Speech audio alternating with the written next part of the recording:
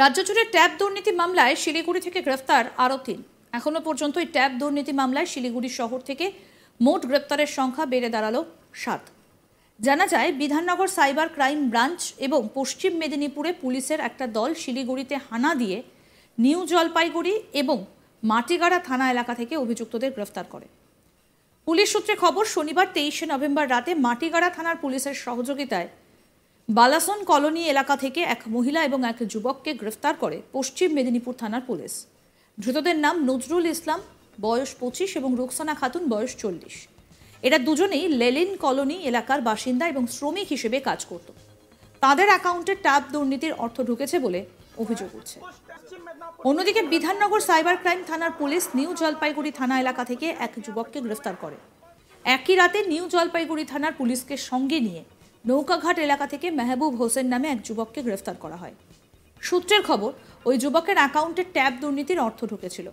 অন্যদিকে Bidhannagar cyber crime থানার police Alipurduar থেকে প্রবীর দাস নামে আরও এক যুবককে একই মামলায় গ্রেফতার করে। শনিবার ২৩শে নভেম্বর রাতেই তাকে গ্রেফতার করে নিউ জলপাইগুড়ি থানায় রাখা হয়। রবিবার ২৪শে নভেম্বর সকলকে একসঙ্গে আদালতে পেশ করে ট্রানজিট রিমান্ডে বিধাননগরে এবং পশ্চিম মেদিনীপুরে নিয়ে যাওয়া হয়। সরকারি আইনজীবী সুশান্ত নিয়োগী কি বলছেন শুনব। এটা হলো ওই লালবাহাদুর হাই স্কুল পশ্চিম মেদিনীপুরে। এটা ৭০,০০০ টাকার যে ট্যাবের যে টাকা, ছাত্রছাত্রীদের যে টাকা, এটা বিভিন্নভাবে বিভিন্ন অ্যাকাউন্টে ঢুকে যায় এবং পরবর্তীকালে দেখা যায় সেই অ্যাকাউন্টে সেখানে লালবাহাদুর যে স্কুলের হেডমাস্টার ১৬/১১-তে একটা এফআইআর করেন। তাতে Kesari PS case number 2672024 under section ৩১৮ within bracket 2 within bracket 4 এবং 61 উইদিন ব্র্যাকেট 2 বিএনএস 2023 আন্ডারে কেস স্টার্ট হয় এবং উনি তদন্ত করে দেখতে পান যে 20,000 টাকা এই দুজনের অ্যাকাউন্টে, নজরুল ইসলাম এবং রুকসানা খাতুনের অ্যাকাউন্টে ঢুকে যায় 4/10-এ এবং পরবর্তী দিনেই তারা সেই টাকাটা সেখান থেকে উইথড্র করে নেয় এবং তদন্তকারী অফিসাররা কালকে মাটিগাড়া থানার সহযোগিতায় তারা এই দুজনকে গ্রেপ্তার করে এবং আজকে এখানে ট্রানজিট রিমান্ড তারা ক্লেম করে এবং সমস্ত দিক থেকে বিচার করে লন্ডন এসসিজিএম 3 দিনের তাদের ট্রানজিট রিমান্ড অ্যালাউ করে। আমাদের প্রতিনিধি জয়দীপ বাগ কি প্রতিবেদন তুলে ধরেছেন, শোনাবো এবার। ট্যাব দুর্নীতি মামলার তদন্তে নেমে আরও বড় সাফল্য পেল শিলিগুড়ি পুলিশ।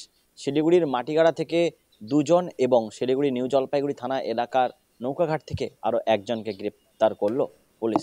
জানা গিয়েছে, এখনও পর্যন্ত ট্যাব দুর্নীতি মামলায় শিলিগুড়িতে এই গ্রেপ্তারের সংখ্যা বেড়ে দাঁড়ালো 7 জনে।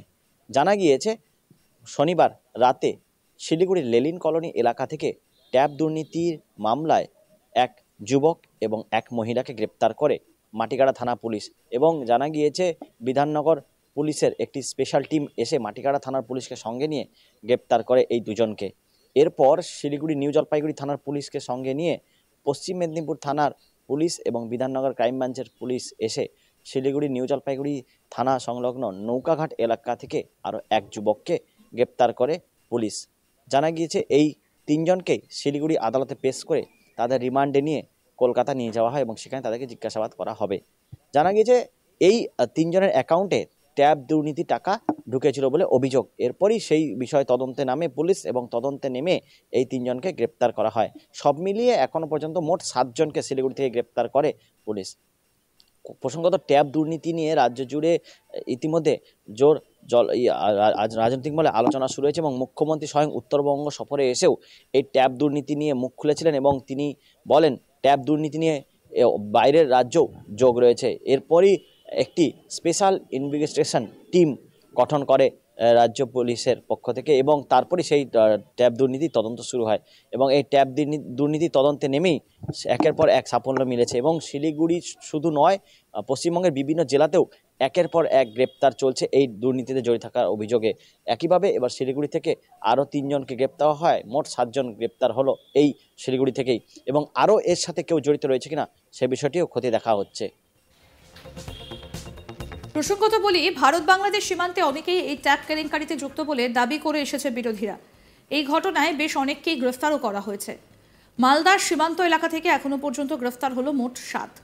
পূর্ব বর্ধমান থানার পুলিশ বৈষ্ণবনগর থেকে 6 জনকে গ্রেফতার করেছে। পাশাপাশি এই প্রথম মালদা সাইবার ক্রাইম থানার পুলিশ মালদা এবং কোচবিহার থেকে দুজনকে গ্রেফতার করেছে। ধৃতকে আদালতে পাঠিয়ে তদন্ত ইতিমধ্যেই শুরু করেছে পুলিশ। সীমান্ত এলাকায় শাসকের মদতে এই সমস্ত চক্র সক্রিয় হচ্ছে বলে অভিযোগ বিজেপির। সাইবার ক্রাইম থানা সূত্রে খবর, মালদা থেকে ধৃতের নাম সেরাজুল মিয়া, বাড়ি মালদার বৈষ্ণবনগর থানার ভারত বাংলাদেশ সীমান্ত সংলগ্ন ভারতীয় ভূখণ্ডে অবস্থিত ৩০০ দিঘি গ্রামে। কোচবিহার থেকে ধৃতের নাম মনোজিৎ বর্মন, বাড়ি কোচবিহারের দিনহাটা। তাঁদের জিজ্ঞাসাবাদ করছে মালদা সাইবার ক্রাইম থানার পুলিশ। মালদা থেকে ধৃত সিরাজুল মিয়া ভিন রাজ্যের শ্রমিক। সূত্র মারফত জানা গিয়েছে, ধৃত সিরাজুল মিয়া তার অ্যাকাউন্ট ২০০০ টাকা কমিশনের ভিত্তিতে ভাড়া দিয়েছিল, আর সেই টাকা পৌঁছে দিত নির্দিষ্ট ব্যক্তিদের হাতে। সাইবার ক্রাইম থানার পুলিশ জানতে পেরে তার অ্যাকাউন্ট নিয়ে খোঁজ শুরু করে। দেখা যায় মালদার গাজলের একটি স্কুলের ১০,০০০ টাকা ঢুকেছে, সেই টাকা আধার কার্ড দিয়ে তুলে নিয়েছে।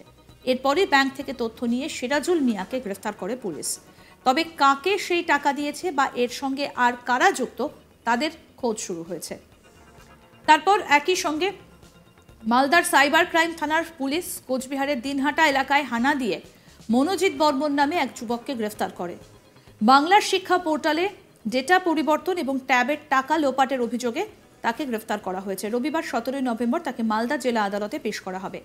মালদার ট্যাব কেলেঙ্কারিতে জেলা পুলিশের পক্ষ থেকে যে ৫টা মামলা রুজু করা হয়েছিল, তার মধ্যে ২টো মামলার দায়িত্ব নিয়েছে সিআইডি, বাকি ৩টে তদন্ত করছে মালদা জেলা পুলিশ। ধৃতের বক্তব্য আসুন শোনাই। মনোজিৎ বর্মন, শুনুন। আর্থিক লেনদেনের জন্য। কোথা থেকে? কোচবিহার থেকে। কখন হয়েছিল? গতকাল রাত 1টা। আর্থিক লেনদেন বলতে কি বিষয়ের উপরে? সেটা বলতে হলো ওনারাই বলতে। হ্যাঁ?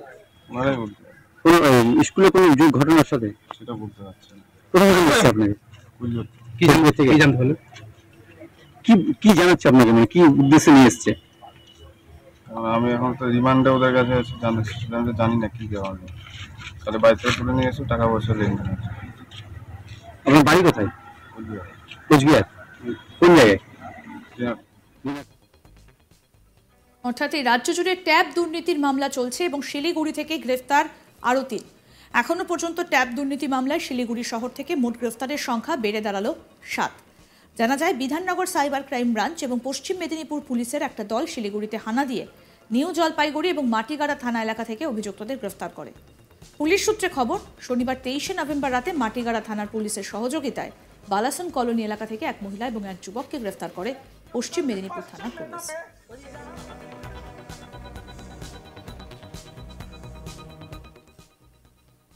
আরও আপডেট পেতে দেখতে থাকুন আজ তাক বাংলা, সাবস্ক্রাইব করুন।